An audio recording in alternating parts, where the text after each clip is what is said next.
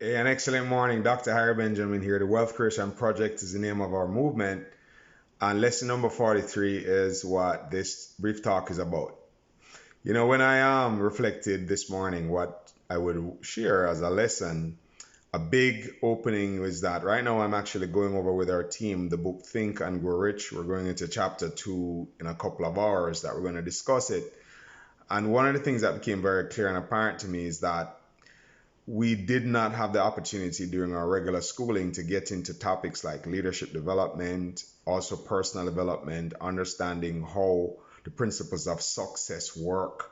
These things are not taught in the traditional school system. And as a result, we grew up as adults pretty much unprepared to face a lot of the challenges that we will experience as an adult.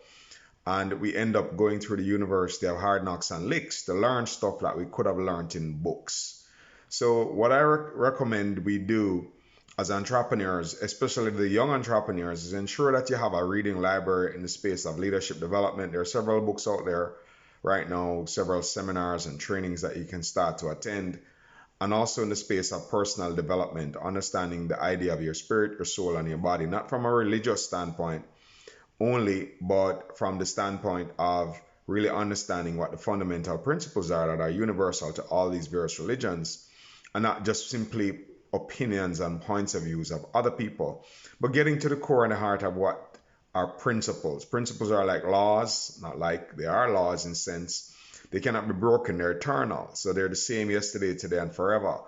So when you get to understand these principles and you live by these principles and allow them to be your guiding plank on top of which you walk, then you can have a much more successful time on the planet because you're not breaking principles that are going to have consequences that you'll have to deal with, even though you may not be aware that you're breaking the principles. For example, gravity, we can't break gravity. You jump off a building, regardless of your perspective, you're going to hit the ground.